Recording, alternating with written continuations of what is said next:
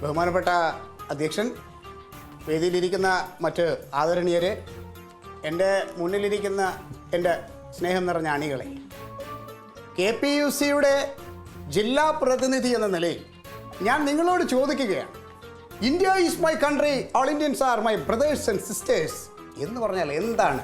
എല്ലാ ഇന്ത്യക്കാരും എൻ്റെ സഹോദരി സഹോദരന്മാരാണെന്ന് എൻ്റെ ഡാഡി ഇതൊക്കെ നമ്മൾ ദിവസവും സ്കൂളിൽ പറയുന്നതാ.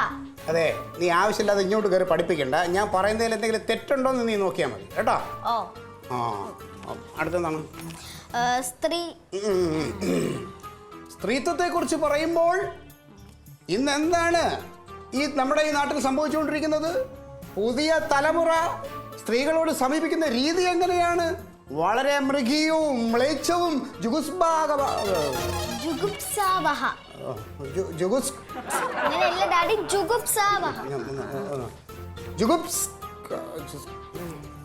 ഈ വാക്ക് ഇന്നലെ കുഴപ്പമുണ്ടായിക്കൊണ്ടിരിക്കുകയാണല്ലേ.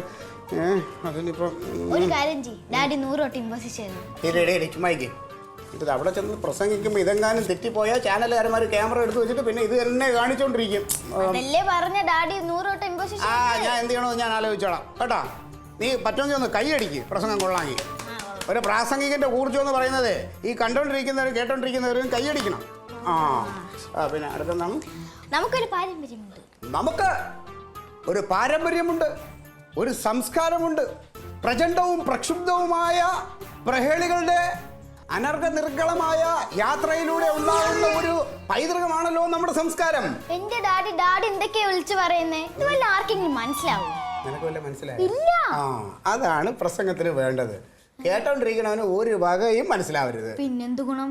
അടി അപ്പോഴേ കേട്ടോണ്ടിരിക്കണം പറയും, അവൻ എന്തോ വലിയ ആളാ പുള്ളി, വലിയ വലിയ വാക്കുകളൊക്കെ പറയുന്ന കേട്ടില്ല എന്ന് പറയും. പിന്നെ ഇന്ന് സെക്രട്ടേറിയറ്റ് പഠിക്കൽ അലക്കാനുള്ളതാ. ഇത് പഠിച്ചിട്ട് അങ്ങോട്ട് തലയിൽ നിൽക്കണില്ല. അതല്ലേ തന്നല്ല, ഞാൻ പരീക്ഷ സമയത്ത് പടിന്ന് പറയല്ലേ. ഇപ്പൊ മനസ്സിലായ പഠിക്കണേന്റെ ബുദ്ധിമുട്ട്. നീ പഠിക്കാനുള്ള അതല്ല, ഇത് വേറെയാ. രണ്ടും കണക്കെ. നീ ഇന്ന് സ്കൂളിൽ പോണില്ലേ? അല്ല, മിസ് പറഞ്ഞ് അച്ഛനെ കൊണ്ടുവരാൻ. ഞാനല്ലേ വെയിറ്റ് ചെയ്യുന്നേ. അയ്യോ, പോണില്ലേ? ഡാഡി ഇന്ന് വരണമെന്ന് നിർബന്ധമുണ്ടോ മക്കളെ? എന്റെ ഡാഡി വന്നേ പറ്റൂ. ഞാൻ പ്രസംഗം ഇതൊന്നും എനിക്ക് അവിടെ ഇന്ന് എന്തെങ്കിലും ബുദ്ധിമുട്ടുണ്ടോ പോകാൻ? ഉണ്ടെന്നേ. അവിടെ ഞാൻ പറഞ്ഞില്ലേ, എന്റെ പ്രസംഗം കേൾക്കാനായിട്ട് ഒരുപാട് പേരുണ്ട്. ഞാൻ വൈകിയാൽ തന്നെ അവര്. ഞാനൊരു കാര്യം ചോദിക്കട്ടെ, ശരിക്കും എന്താ ക്ലീറ്റോന്റെ പ്രശ്നം? എന്താ ഈ കേൾപ്പിക്കണം? ഇന്നലെ രാത്രി തുടങ്ങിയതാണല്ലോ നിങ്ങള്. നാട്ടുകാരായിട്ട് നിങ്ങൾക്ക് വല്ല പ്രാന്താന്നും പറയും, ആൾക്കാരെ കൊണ്ട് പറയിപ്പിക്കാനായിട്ട്. അയ്യോ, രാഷ്ട്രീയം എന്താണെന്ന് അറിയാതെ നിന്നോടിതൊന്നും പറഞ്ഞിട്ട് കാര്യമില്ല.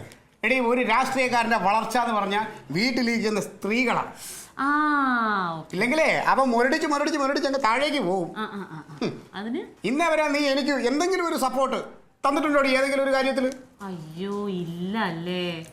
സോറി ക്ലീറ്റോ, എനിക്ക് അങ്ങനെ സപ്പോർട്ട് ചെയ്യാൻ പറ്റാറില്ല. നാണം ഉണ്ടോ നിങ്ങൾക്ക്? നാണം? നിങ്ങൾ എന്താ പറയണ? ഞാൻ നിങ്ങളെ സപ്പോർട്ട് ചെയ്യണില്ല എന്നല്ലേ? നിങ്ങൾക്ക് തിന്നാൻ, കുടിക്കാൻ, ഉടുക്കാൻ രാവിലെ ഇവിടെ നിന്ന് ഇറങ്ങി പോകുമ്പോ കൈ നീട്ടുമല്ലോ. അപ്പൊ 50 രൂപ 100 രൂപ കയ്യിലോട്ട് എടുത്ത് വെച്ച് തരും. ഇപ്പൊ ഉണ്ടാവില്ല ഇതിനകത്ത് പടം പോലെ ഒരെണ്ണം. ഇതൊക്കെ എവിടെന്നാ കിട്ടണത്? സപ്പോർട്ട് ചെയ്യണില്ല. അതിപ്പം ഒരു രാഷ്ട്രീയക്കാരൻ വളർന്നു വരുമ്പോൾ ആരെങ്കിലും ഇങ്ങനെയൊക്കെ ചെറിയ സഹായങ്ങൾ ചെയ്യേണ്ടി വരും. ചെയ്തു കഴിഞ്ഞാൽ അവൻ വളർന്ന് വലുതായി ഒരു മന്ത്രിയായി കഴിഞ്ഞാൽ അതിന്റെ ഗുണം ആർക്കാ? പറയാലോ, എന്റെ ഹസ്ബൻഡ് മന്ത്രിയാണ്, കൊച്ചിന് പറയാം എന്റെ അച്ഛനാണ് മന്ത്രി എന്ന് പറഞ്ഞൂടെ? മന്ത്രിക്ക് ഇപ്പൊ മോളുടെ കൂടെ ഒന്ന് പോകാൻ പറ്റുമോ? ഓപ്പൺ ഹൗസ് ആക്ക്. അത് പിന്നെ ഞാൻ അവിടെ സെക്രട്ടേറിയറ്റിൽ പോയിട്ട് അങ്ങോട്ട് പോയാ പോരെ? ക്ലീറ്റോ, ഞാൻ എന്താ ചെയ്യണ്ടേ? നിങ്ങൾ അത് പറ. കൊച്ചിന്റെ കൂടെ ചെല്ലാനായിട്ട് അവിടെ സ്കൂളിലോട്ട് തന്നെ പോണം. അതെ, ഒരു രാഷ്ട്രീയക്കാരന്റെ ഉറപ്പ് ഞാൻ നിനക്ക് നൽകുകയാണ്. ആദ്യം സ്കൂളിലേക്ക് പോകും, അത് കഴിഞ്ഞാൽ സമരപന്തലിലേക്ക്. അല്ല, അത് കഴിഞ്ഞ് അവളെ തിരിച്ച് ഇവിടെ കൊണ്ടുവന്നാക്കണം, എന്നിട്ട് സമരപ്പന്തല്. ഇനി നിങ്ങൾക്ക് സമയം വൈകുകയാണെങ്കിൽ അവളെ ഏതെങ്കിലും ഒരു ഓട്ടോറിക്ഷ കയറ്റി വിട്ടേക്കും. അത് ഞാൻ സ്കൂളിൽ അവരെന്നെ വൈകിക്കായിരുന്നാൽ മതി. എന്റെ തിരക്ക് അവർക്കറിയില്ലല്ലോ. എന്നാ പ്രശ്നമൊന്നുമില്ല, ഞാൻ കൊച്ചിനെ ഇങ്ങോട്ട് ആക്കിക്കാം. ഇത് എന്തൊരു കഷ്ടമാണ് പഠിച്ചു തീർക്കാനേ. എന്നാലും നീ എന്നെ ഒന്ന് അനുഗ്രഹിച്ചേ. നിങ്ങൾ എന്താ വല്ല യുദ്ധത്തിനും പോവാണോ? എന്നെ സംബന്ധിച്ച് അതൊരു വലിയ കാര്യമാണ്. നിങ്ങളത് പോകലിട്ടോ, സമയം പോണെന്നേ. പോട്ടെ.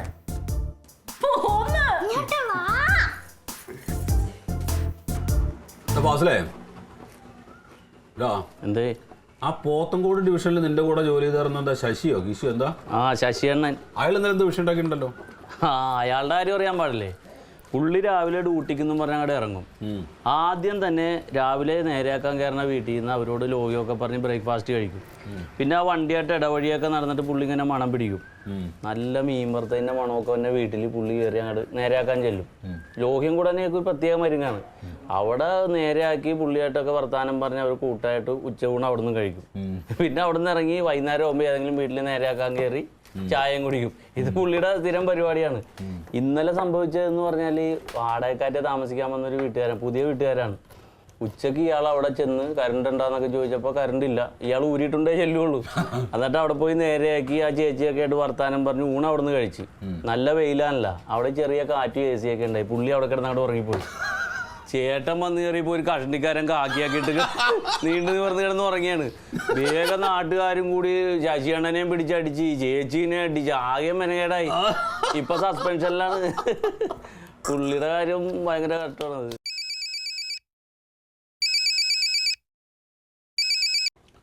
ഹലോ ഏട്ടാ, പറഞ്ഞോ. ഞാൻ പറയണതൊക്കെ വേഗം ഓർമ്മിച്ചു വെക്കി. എന്താണ്? ഉപ്പുപൊടി, മുളക് പൊടി, മഞ്ഞപ്പൊടി, പിന്നെ ചെറിയ ഉള്ളി, സവാള, കുറച്ച് കടുക്, പിന്നെ ആനമുട്ട. അത് വേണ്ട. അല്ല ജമന്തി, ഞാൻ നിന്നോട് ഒരു കാര്യം ചോദിക്കട്ടെ. വീട്ടിൽ നിന്നല്ല ഞാൻ രാവിലെ ഇറങ്ങിപ്പോകുന്നത്. അപ്പോൾ നിനക്ക് ഈ വേണ്ട സാധനങ്ങളുടെ ലിസ്റ്റ് എഴുതിയിട്ട് എൻ്റെ കയ്യിൽ തന്നാൽ എന്താ കുഴപ്പം? ഏട്ടാ, ഞാൻ അപ്പം മറന്നുപോയി. അതല്ലേ ഇപ്പൊ വിളിച്ചത്. അതെങ്ങനെയും മറക്കണത്? പിന്നെ അടുക്കളയിൽ നിനക്ക് എന്താ പണി? ഏട്ടാ, ഒരു പേപ്പർ എടുത്ത് അങ്ങ് എഴുതി വെച്ചേ. ഞാൻ പേപ്പർ എടുത്ത് എഴുതി വെക്കാമല്ലേ? ഞാനിവിടെ ഓഫീസിൽ പോസ്റ്റിന്റെ മുകളിലാണ്. പോസ്റ്റിന്റെ മുകളിലാണ്. ഇന്ന് വരുമ്പോഴത്തേക്കും ഉപ്പില്ലാതെ എന്നാ കറി ഉണ്ടാക്കി തരാട്ടാ. കഷ്ടപ്പെടാൻ നോക്ക്. നീ ബെഞ്ചിന്റെ മുകളിൽ കയറി എന്നിട്ട് പോസ്റ്റിന്റെ മുകളിലാന്ന് ആരോടാ പറഞ്ഞു? എന്താ വീട്ടിൽ നിന്ന് ഇറങ്ങുന്ന സമയത്ത് ഞാൻ ചോദിച്ചാണ് എന്തെങ്കിലും സാധനങ്ങൾ വാങ്ങിക്കണം. അപ്പൊ ഒന്നും വേണ്ട. ഇപ്പൊ വിളിച്ചു പറഞ്ഞിരിക്കുകയാണ് അത് ഉണ്ട് ഇത് ഉണ്ട്, ഉപ്പില്ല, മുളകില്ല, തേങ്ങയില്ല, മാങ്ങില്ല. എല്ലാ വീട്ടിലെ അവസ്ഥ അതാണ്. ഞാൻ പറഞ്ഞു തോറ്റി. ഇതിന് നല്ലൊരു മരുന്നുണ്ട്. നല്ല തെറി അങ്ങോട്ട് പറയണം. ഫോണിൽ വിളിച്ചാ നിർത്തിക്കോളൂ. ഹലോ, ഞാൻ കേട്ടു. നിങ്ങൾ ബെഞ്ചിന്റെ മുകളിലല്ലേ ഇരിക്കുന്നത്. ഞാൻ ഇങ്ങോട്ട് വാട്ടാ. പിന്നെ ആ ഫാസിലിനോട് ഒരു കാര്യം പറഞ്ഞേക്ക്. തെറി പറയണമെങ്കിൽ സ്വന്തം വീട്ടിൽ പറഞ്ഞാൽ മതി. ഇനി ഇങ്ങോട്ട് വരട്ടെ. പച്ച വെള്ളം ഞാൻ കൊടുക്കൂല. വച്ചിട്ട് പോകാ. ശരി. എന്താണ്? ഒന്നുമില്ല, നിന്നോട് പ്രത്യേക അന്വേഷണം പറയാൻ വേണ്ടി പറഞ്ഞു. കേട്ടാ? ഏയ്, ഞങ്ങാട് പറഞ്ഞു വരൂലേ? എന്നാ ഭക്ഷണം കഴിക്കാൻ പോയല്ല? ആ കപ്പലിന് മുഴുവൻ പിറക്കി തിന്നല്ലേ. ഞാനത് കിടന്ന് തിരഞ്ഞിട്ട് വരണം പോലുമില്ല. കേട്ടോ, ഇനി ഇതായിട്ട് വെക്കണ്ട. കൊണ്ടോ വീട്ടിൽ കൊണ്ടോ. ആ ക്ലീറ്റസിന് കൊടുക്കടാ. Good morning miss. നമസ്കാരം. Good morning. അക്ഷയുടെ അച്ഛനല്ലേ? അല്ല അല്ല, അവൾക്ക് ഞാൻ ഡാഡിയാ. എന്നെ ഡാഡി എന്നാണ് അവളെ വിളിക്കാറ്. ഞാനിപ്പോൾ അറിയപ്പെടുന്ന ഒരു രാഷ്ട്രീയക്കാരനാണ്. ഈ KPUC പാർട്ടി മിസ് കേട്ടിട്ടുണ്ടോ? അതിൻ്റെ ജില്ലയുടെ മുഴുവൻ ചുമതലയും എനിക്കാണ്. സത്യം പറഞ്ഞാൽ എനിക്കിന്ന് ഇങ്ങോട്ട് വരാനുള്ള സമയമില്ല, നല്ല തിരക്കുണ്ട്. പിന്നെ ഇവൾക്ക് വരെ നിർബന്ധം മിസ് പറഞ്ഞു ഞാൻ തന്നെ വരണമെന്ന്. അതുകൊണ്ട് സമയം ഉണ്ടാക്കി ഇങ്ങോട്ട് വന്നതാ. എന്താണ് കാര്യം? മോളുടെ കാര്യത്തിൽ വല്ല ശ്രദ്ധയുണ്ടോ?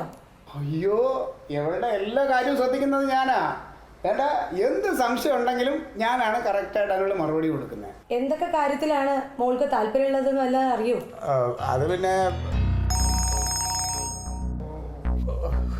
ഒരു നിമിഷം. ഹലോ. ഇല്ല, ഞാൻ വരാതെ നിങ്ങൾ അങ്ങനെ തുടങ്ങരുത് യോഗം. അത് ശരിയല്ല. അതതിൻ്റെ രീതിക്ക് പോയി. ഞാൻ വരട്ടെ, ഞാൻ വന്നിട്ട് ചെയ്യാം. ഞാനിപ്പോൾ എത്തുമെന്ന് പറഞ്ഞില്ലേ? അല്ല, ഞാൻ വിളിക്കാം അങ്ങോട്ട്. തിരക്കിലാണെന്ന് ഞാൻ പറഞ്ഞില്ലേ? തിരക്കിനിടയിലും കുറച്ചൊക്കെ കുട്ടികളുടെ കാര്യത്തിൽ ശ്രദ്ധിക്കുന്നത് വളരെ നല്ലതാണ്. അല്ല, കുട്ടിയുടെ കാര്യങ്ങളൊക്കെ ശ്രദ്ധിക്കുന്നുണ്ട് ഈ തിരക്കിനിടയിലും.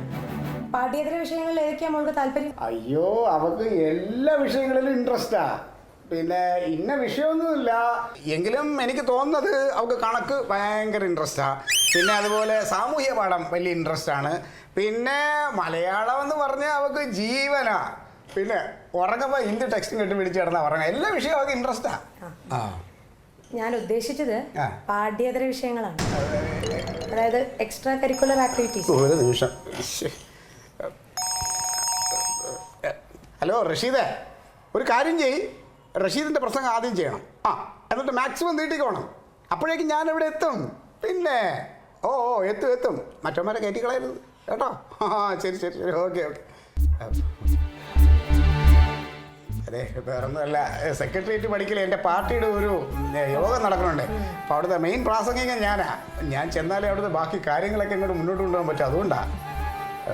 ഇനിയിപ്പോൾ വേറെ പാഠ്യേതര വിഷയം അഥവാ എക്സ്ട്രാ കരിക്കുലർ ആക്ടിവിറ്റീസ്, അതായത് മോണാക്ട്, ചിത്രരചന, കവിതാരചന, എല്ലാത്തിലും മിടിക്കുക അവള്. ഇതിനെ കുറിച്ച് വല്ല ധാരണ ഉണ്ടായിട്ടാണോ ഈ നടക്കുന്നത്? ഇടയ്ക്കൊക്കെ മോളാണല്ലോ, അപ്പൊ അത് ഇടയ്ക്കൊക്കെ ഒരു നിമിഷം വിളിക്കുന്നു. ഹലോ, തുടങ്ങിയല്ലോ. തുടങ്ങി വെച്ചോ. ഇല്ലല്ലോ, എന്നെ ഇപ്പോൾ റഷീദ് വിളിച്ചിരുന്നു. ഞാൻ അതിന് മുന്നേ അങ്ങ് എത്തും. നീ ടെൻഷൻ അടിക്കല്ലേ. ഞാൻ വരും. നമ്മുടെ അണികളൊക്കെ ഉണ്ടല്ലോ. ഞാൻ പ്രസംഗിക്കുമ്പോൾ കൈയടിക്കാൻ എല്ലാവരും ഏർപ്പാടാക്കി വേണം കേട്ടോ.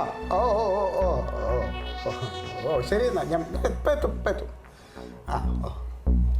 ഇടയ്ക്കൊക്കെ സ്കൂൾ വഴി വരണം, കാര്യങ്ങളൊക്കെ ഒന്ന് അന്വേഷിക്കണം, എന്നിട്ട് വേണം മുന്നോട്ട് പോകാനായിട്ട്. ഇന്നിപ്പോൾ ഇച്ചിരി തിരക്കായത് കൊണ്ടാണ്.